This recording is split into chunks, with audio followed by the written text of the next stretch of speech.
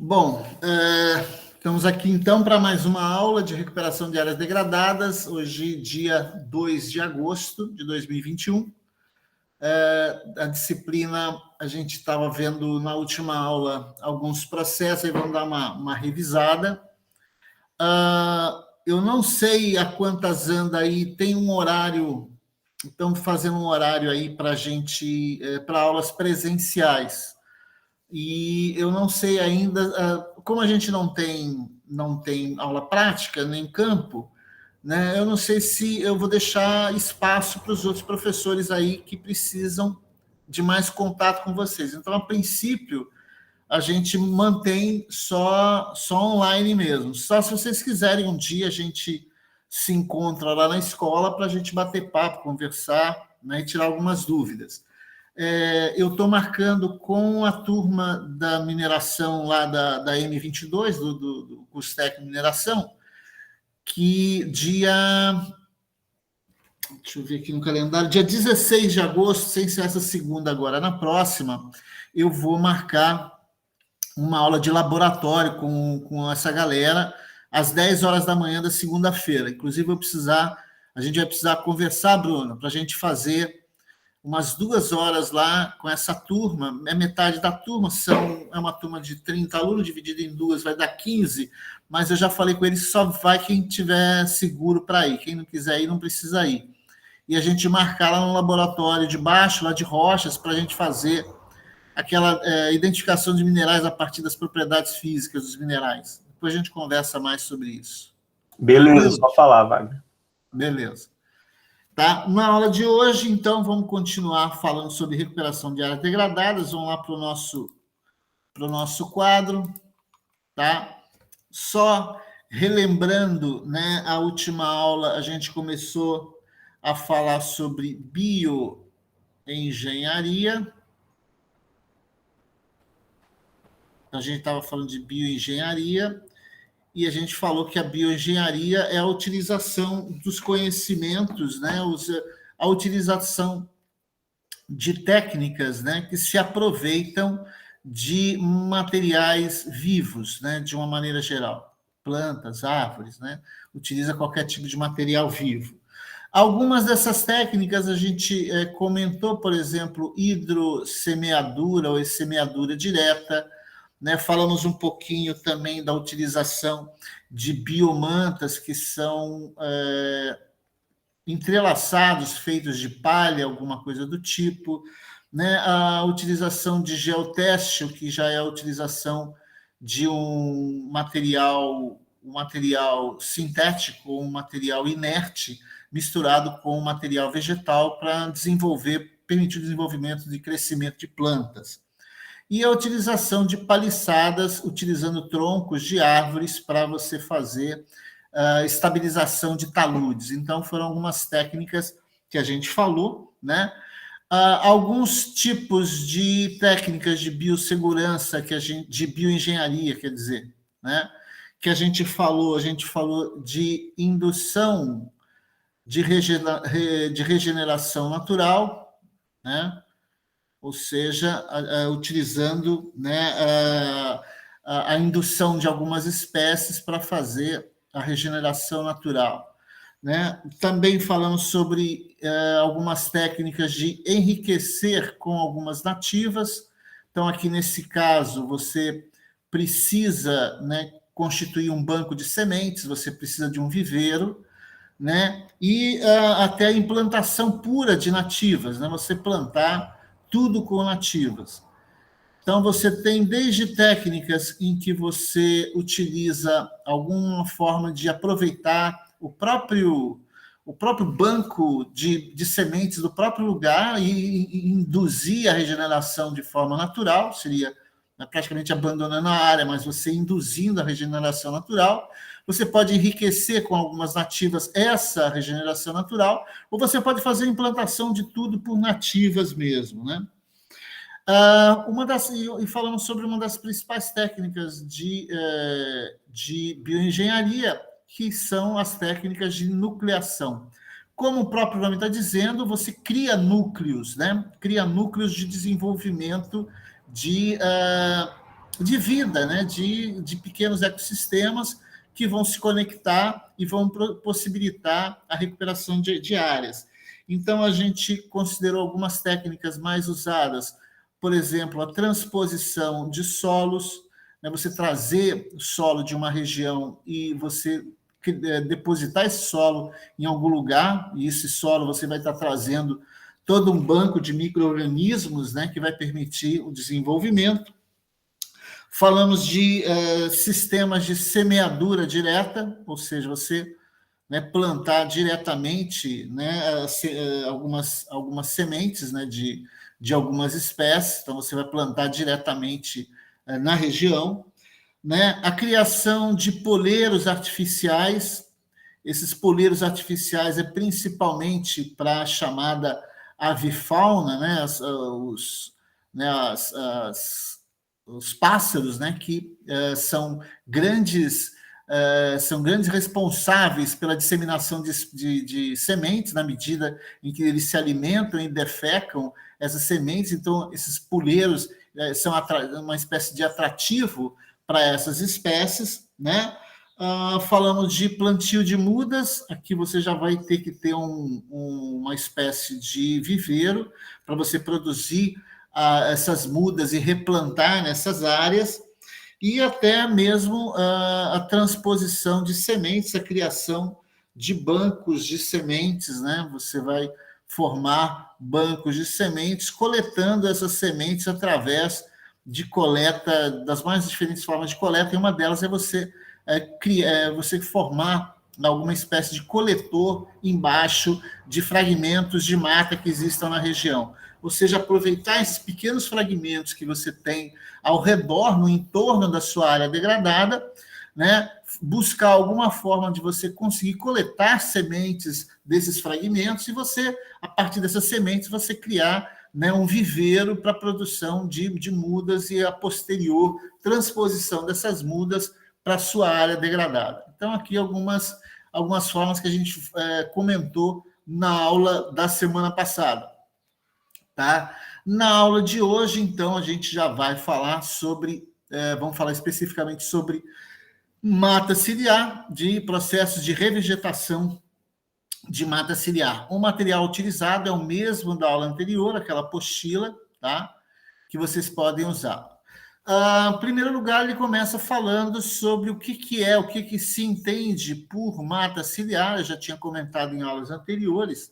A mata ciliar são formações vegetais do tipo florestal que se encontram associadas aos corpos d'água, ao longo dos quais pode estender-se por dezenas de metros a partir das margens e apresentar marcantes variações na sua composição florística e composição comunitária. Isso é uma citação desse autor, Alvarenga, né, na página do ano de 2004. E aqui a gente entende, do ponto de vista de APA, né, de consideração de APA, ou seja, áreas permanentes, né, de preservação, né, que são APAs, não, aqui na área são áreas de proteção, APPs, né, na realidade. APAs são áreas de proteção ambiental, não corresponde aqui. Aqui são áreas de preservação permanente. Então, essas vegetações que são protegidas por lei, as APPs, elas são diretamente ligadas à largura do curso da água, né? Então, por exemplo, a partir da nascente, um raio de 50 metros, a partir dessa nascente, é considerada como área de preservação permanente. E a partir, por exemplo, se você tiver um rio com menos de 10 metros de largura, a mata ciliar a ser protegida seria equivalente a 30 metros. E à medida que vai avançando a largura do rio, de 10 a 50 metros, você vai ter uma mata ciliar de 50 metros. Né? Se você tem um rio com 50, 200 metros de largura, você já tem que ter uma mata ciliar de preservação de 100 metros. E assim sucessivamente. 200 a 600 metros, você teria que ter 200 metros de mata ciliar, e acima de 600 metros de largura, você precisa de uma mata ciliar de 500 metros. Isso já, né, em cada lado, tá? Em cada lado da encosta, em cada lado da margem, você precisa dessas áreas marginais que são consideradas áreas de preservação permanente. É claro que isso não é observado, né, principalmente porque a lei ela é mais recente, os processos de degradação desse tipo de vegetação já são muito antigos. Então, se você pegar no Rio Doce, lá em Linhares, que deve ter na faixa, né, deve ter essa faixa de 50 a 200 metros de largura, né, você não tem essas matas ciliares protegidas de 100 metros em toda a sua extensão. Né? É bem provável que você, em algumas regiões, você tenha até mais do que 100 metros de mata ciliar protegida, mas é por uma questão bem interessante. É porque você tem, nessa área, né, das margens do Rio Doce, você tem muito cacaueiro. E o cacau é uma espécie que se desenvolve por sombreamento, ela não pode ter o sol direto. Então, grande parte dos pés de cacau são plantados debaixo da floresta. Eles são plantados no sombreamento da floresta. Então, ela foi preservada não por uma questão, vamos dizer, conservacionista dos agricultores da época, mas sim porque você tinha o cacau como um importante fonte de renda, como é até hoje. Cacau, Linhares tem algumas características que o tornam especial na produção de chocolate, mas ele é preservado mais, essas matas ciliares são mais preservadas, mais por essa questão. É a mesma coisa que você falar da preservação da Mata Atlântica na Serra do Mar. Tá? Ela é preservada não é porque algum sentimento preservacionista ou de conservação, mas sim é porque está numa inclinação tão forte que não permite, né, que você consiga desenvolver qualquer tipo de atividade agrícola. E a madeira é uma madeira de tronco fino, né? São troncos finos, caules bem finos, com uma copa meio pequena. Então, do ponto de vista econômico, também não vale muito a pena. Então, por isso que ela está preservada. Tá? Foi preservada durante esses 520 anos da colonização brasileira. Tá? Então, por isso que ela está, no caso de Linhares, está preservada, não é uma questão conservacionista. Mas em outros trechos, né, se você pegar no Médio Rio Doce, você já não tem praticamente mais nada dessa vegetação de mata ciliar protegida ou preservada. As pessoas, e principalmente a falta de fiscalização, mesmo com sistemas de geoprocessamento, de vigilância por satélite, raramente se consegue, né, descobrir quando você tem corte. Depois de um corte realizado, aí não tem mais jeito. Então, acontece muito isso. Então, isso é o que a gente entende por vegetação de mata ciliar.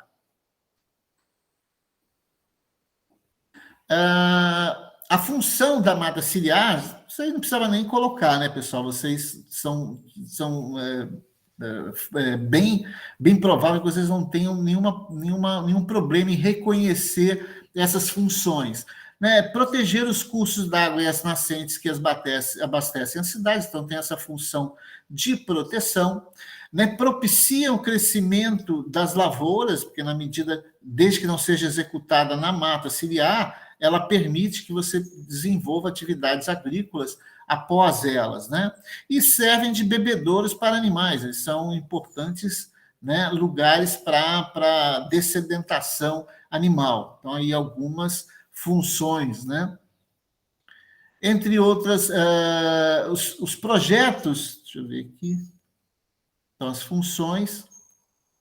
Os projetos de recuperação de mata ciliar, né, quais seriam as etapas mais importantes? Então, a primeira delas é que você tem que fazer um estudo das espécies nativas remanescentes, ou seja, o que ficou para trás. Então, a primeira coisa é contratar um biólogo, né, especialista em florística ou especialista em engenheiro florestal, por exemplo, também pode fazer isso, que ele vai fazer um levantamento de quais as espécies que existem na região. Então, ele vai fazer, né, esse levantamento para identificar quais são as espécies que ainda existem nos fragmentos que estão preservados. Tá? Então, acho que a primeira etapa seria essa, né? Estudar, né, quais são as espécies que estão remanescentes ali, qual tipo de árvore, né?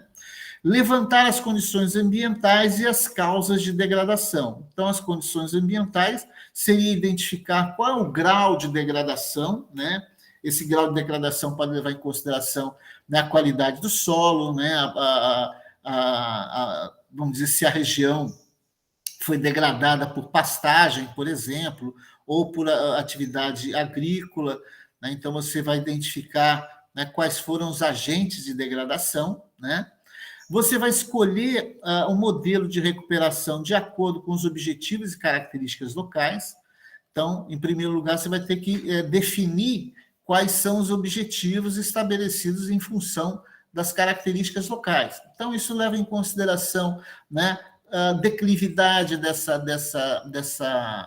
encosta, né? Qual é a função dessa mais importante dessa mata ciliar. Então, você vai definir, né, em função das características do local e dos objetivos, qual vai ser o modelo de recuperação, né?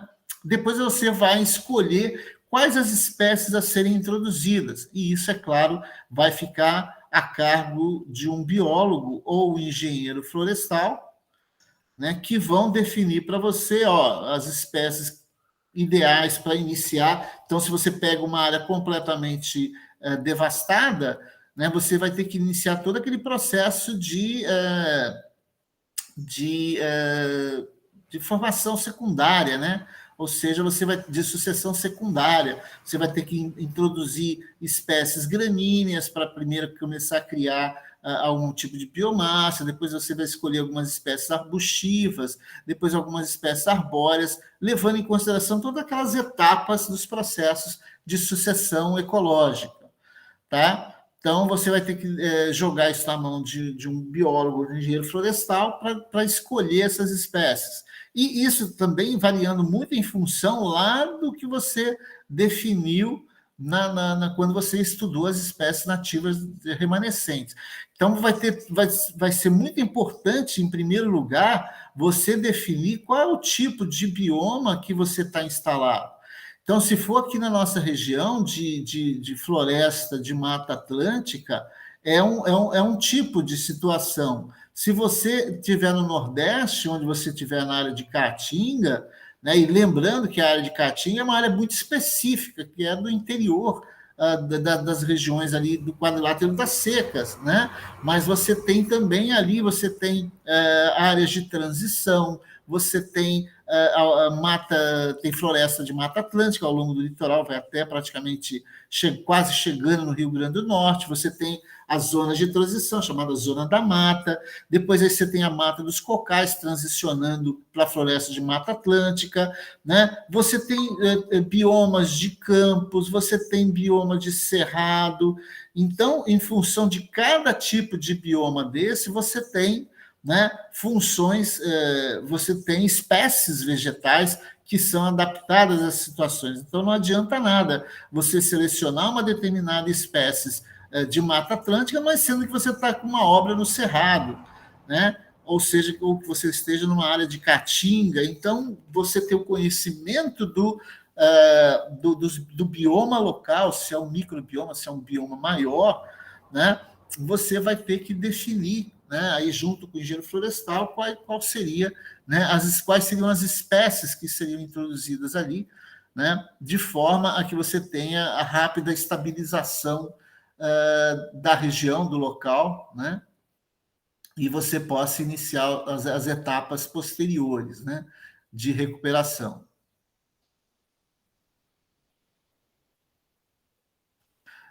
A escolha das espécies, né? Quais seriam os fatores para serem levados em consideração na hora de escolher as espécies? Então, em primeiro lugar, seria a resistência ao ambiente degradado, além de serem espécies adaptadas ao clima da região. Volta aqui novamente, né, a lembrar do conceito de bioma. Então, você vai ter que definir qual bioma, você vai ter que definir, não, você vai ter que reconhecer qual é o ambiente local, né? E as espécies que seriam mais resistentes àquele sistema degradado.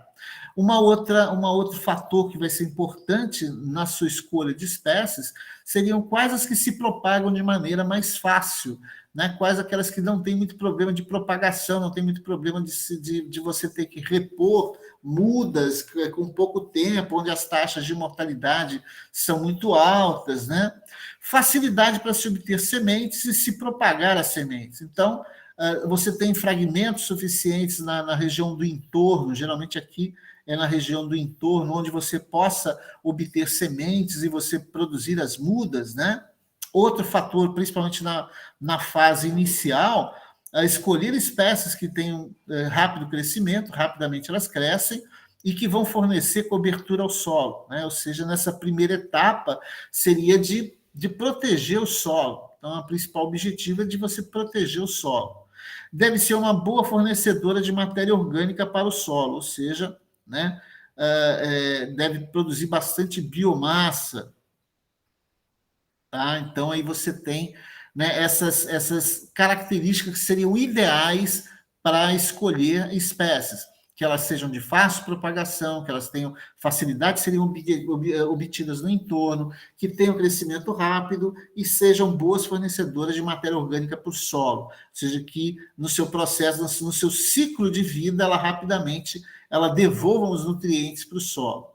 Tá? Então, aqui você tem a figurinha que mostra, no caso do Rio Una, que está na bacia do Rio Paraíba do Sul, um projeto de recuperação de áreas degradadas.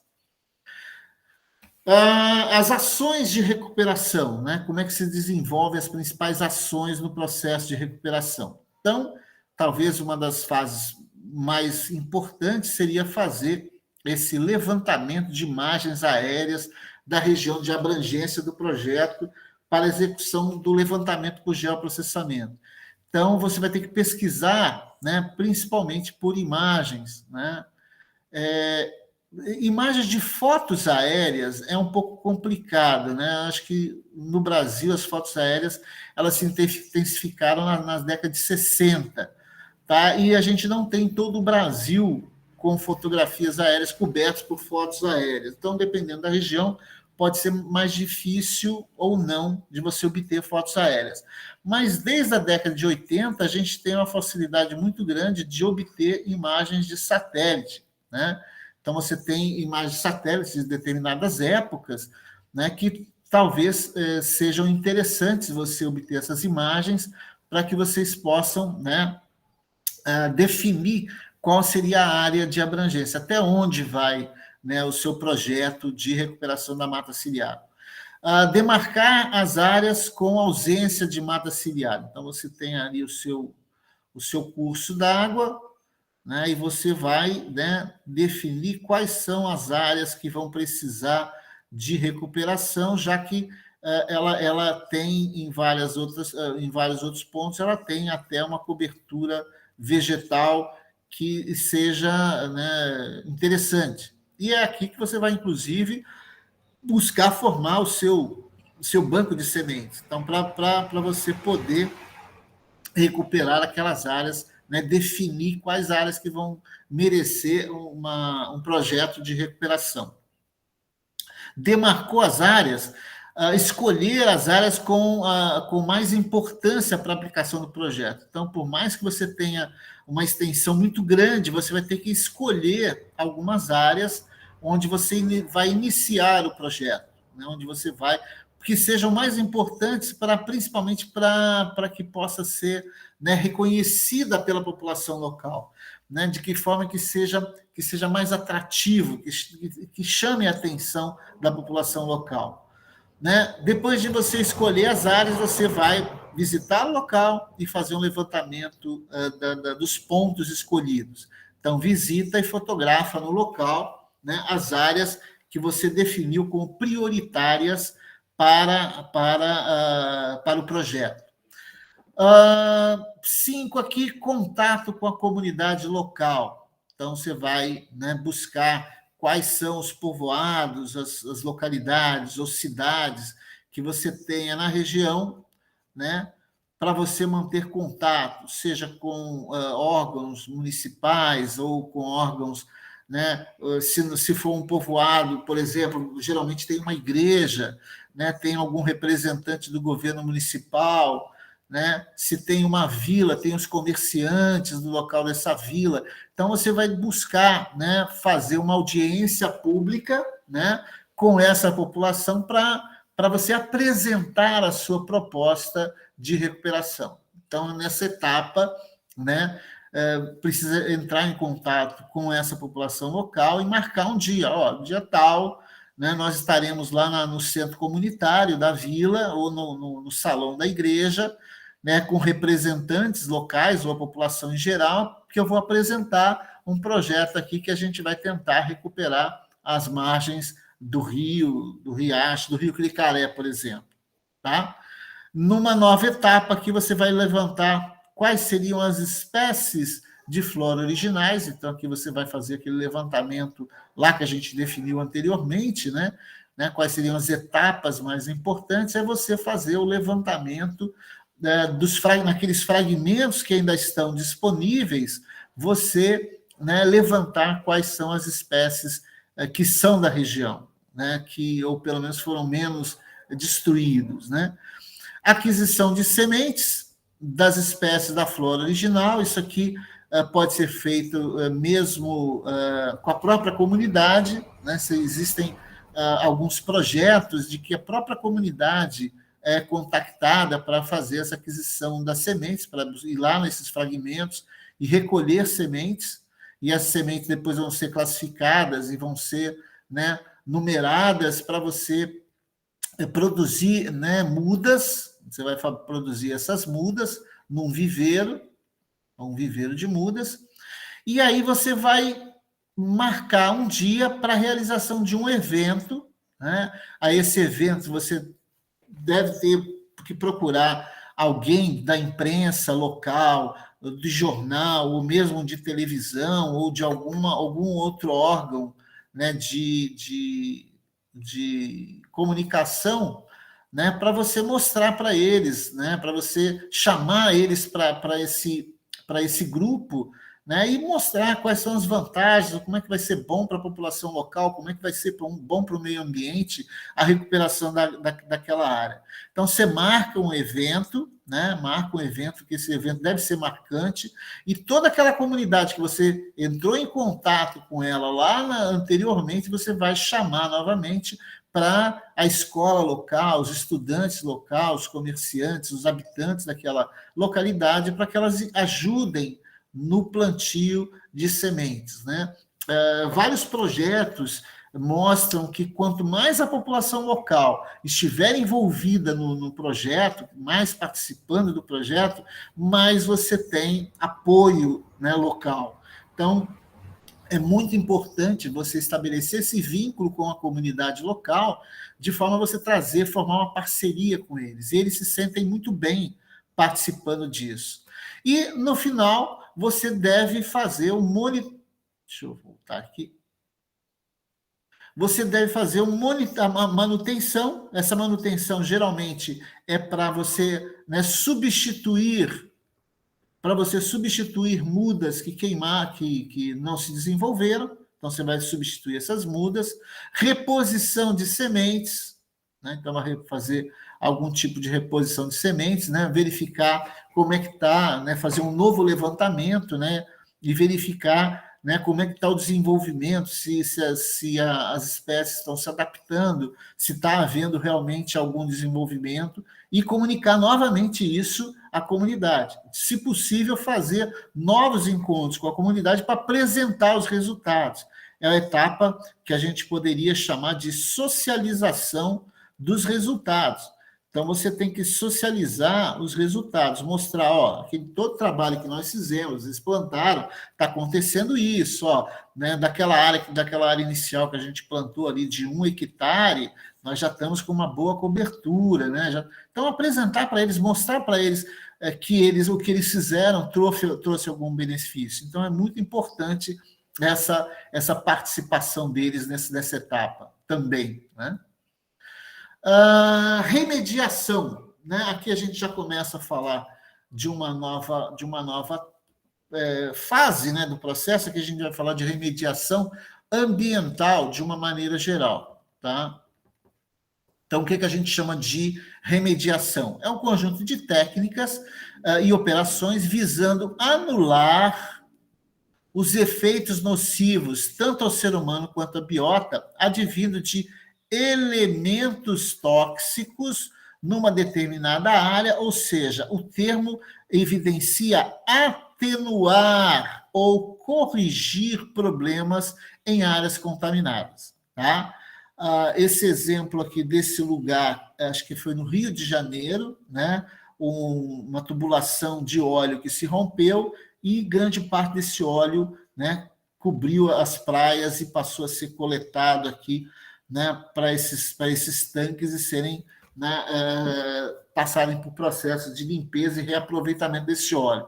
Recentemente a gente teve, recentemente não, ano passado, né, quando a gente teve, né, antes da pandemia, né, logo no início do governo Bolsonaro, quando a gente teve aquelas manchas de óleo nas praias do Nordeste, que até hoje, né, não foram bem explicadas, né, foi um vazamento de algum tipo de navio.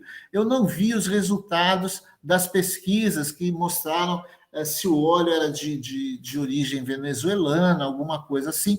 Até hoje eu não vi, né, o resultado final. Se algum de vocês lembrar, né, de se teve alguma decisão final, né, mostrando quem foram os responsáveis pela essa descarga, provavelmente isso é muito comum de navios que estão com tanques vazios e enche esses tanques com água para criar lastro, para o navio não ficar muito leve. Então, eles criam lastro.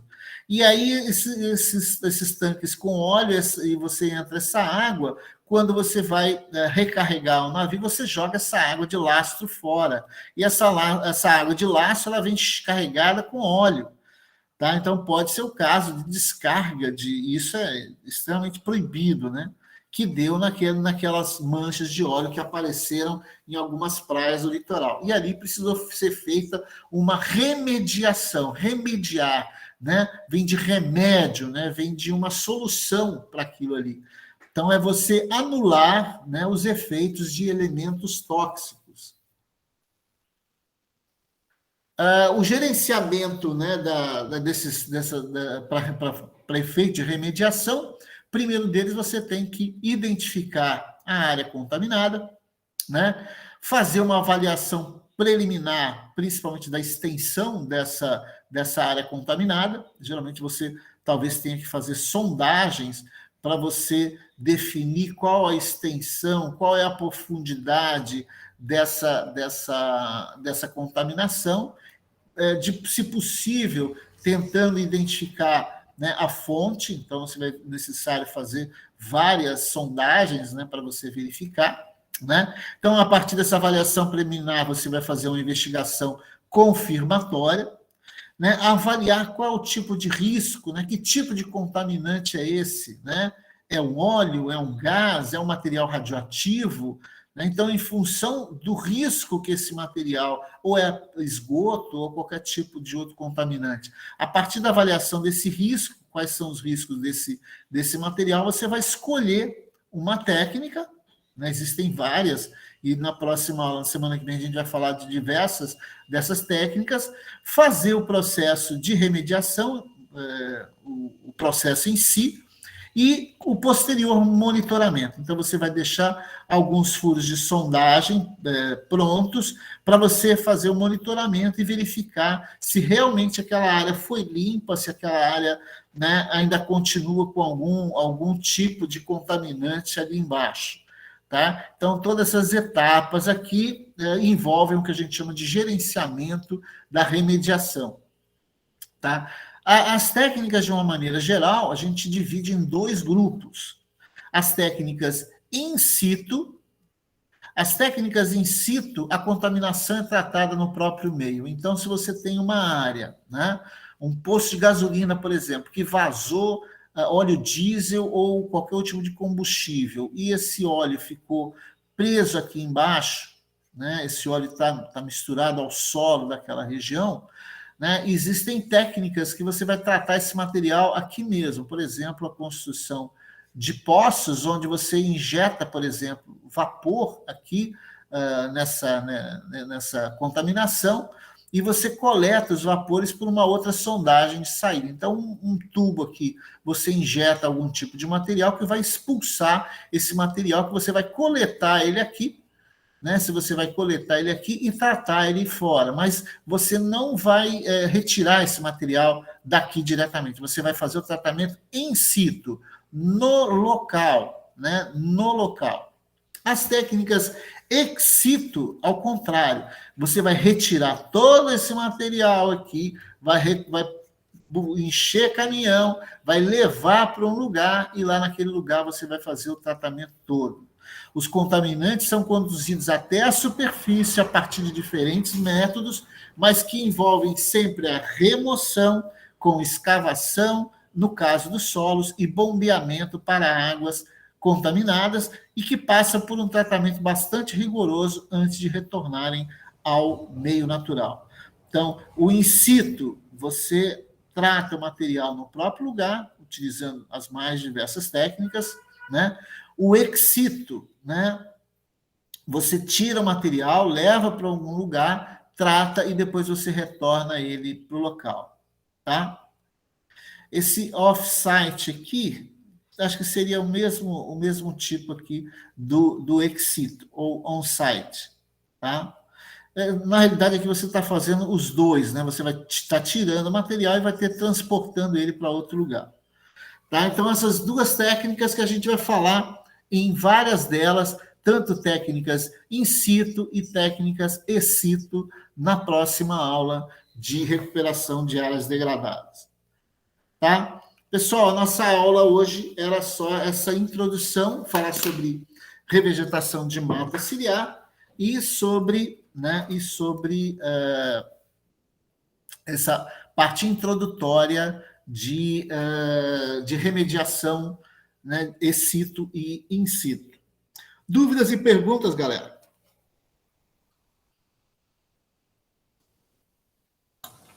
Você conhece, ô Wagner, alguma que seja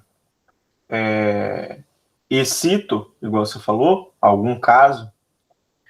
Que eu tenha visto, não. Eu tenho algumas que estão no material que eu estou disponibilizando, que eu estou usando como base para essas aulas, tem alguns exemplos lá.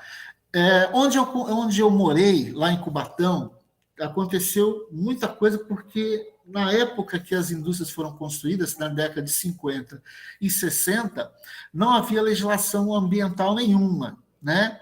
E até a CETESB foi criada nos anos 80 justamente para resolver esses problemas, que começou a aparecer situações extremamente complicadas, porque em 1976, se eu não me engano, houve um acidente na Índia, ficou conhecido como acidente de Bhopal, na Índia, de uma empresa chamada Union Carbide, que produzia um produto químico lá, e esse produto químico ele vazou pelo ar da cidade e matou, sei lá, 5.000 pessoas na cidade. Então, foi um dos acidentes mais trágicos em termos de vidas humanas, né? Foi esse acidente de Bhopal da Union Carbide.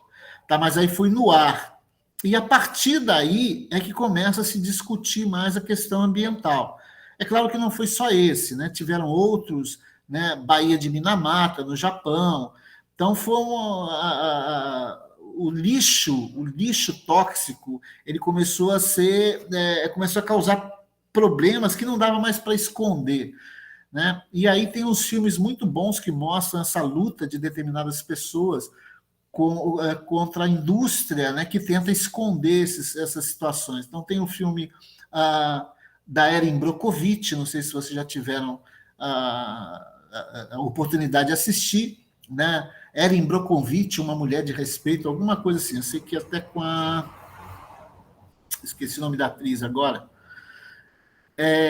Tem o outro também com o John Travolta, que é muito bom, que fala também de um cara, um advogado, que defenderam uma comunidade lá no interior dos Estados Unidos, que as pessoas começaram a morrer de câncer, e era excesso de cromo na água, e aí todas essas empresas depois aí tiveram que gastar milhões de dólares de indenizações para as pessoas atingidas, e gastaram mais milhões de dólares para a recuperação dos solos. E a partir daí é que se começa a desenvolver o desenvolvimento de muitas técnicas desse tipo.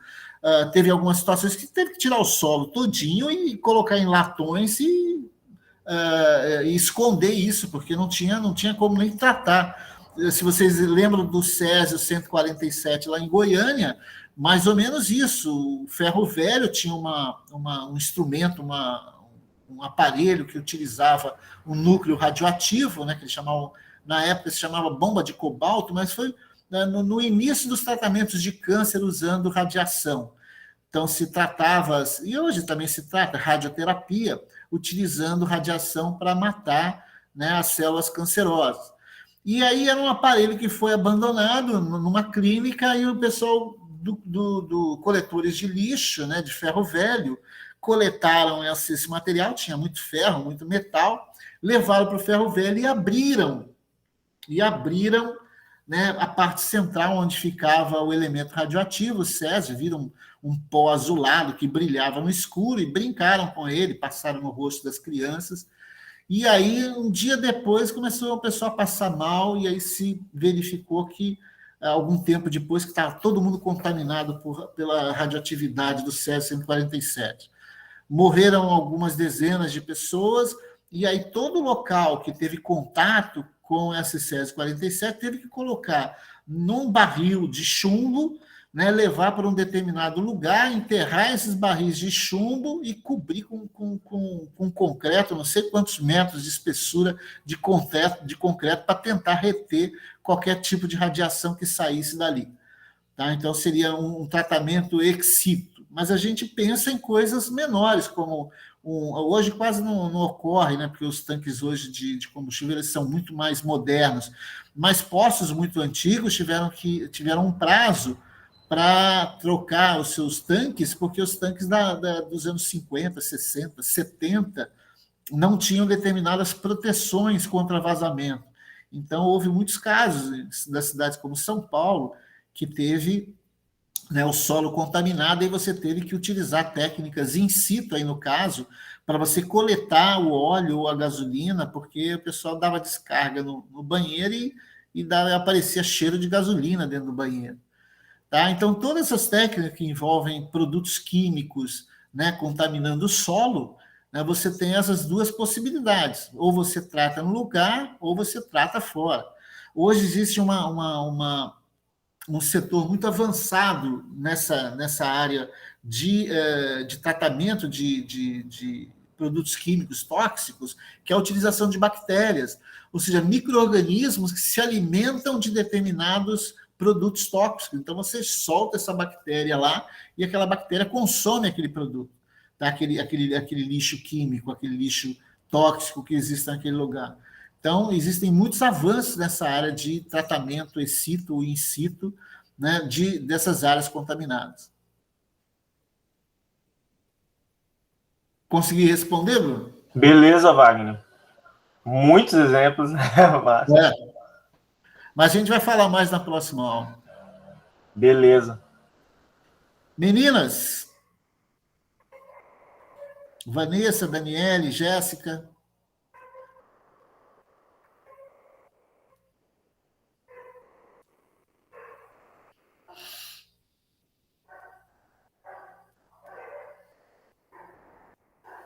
Beleza, Daniele. Então, pessoal, vamos encerrar nossa aula de hoje, né? 15h53, tá?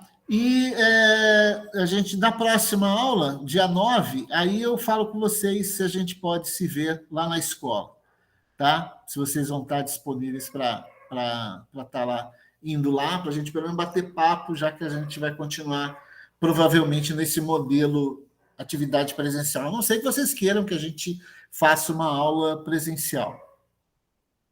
Beleza? Beleza, Wagner. Valeu. Abração, então, a todos e todas. né? Uma boa semana, vamos trabalhar bastante e até segunda-feira. Valeu, boa tarde. Boa tarde, Dani.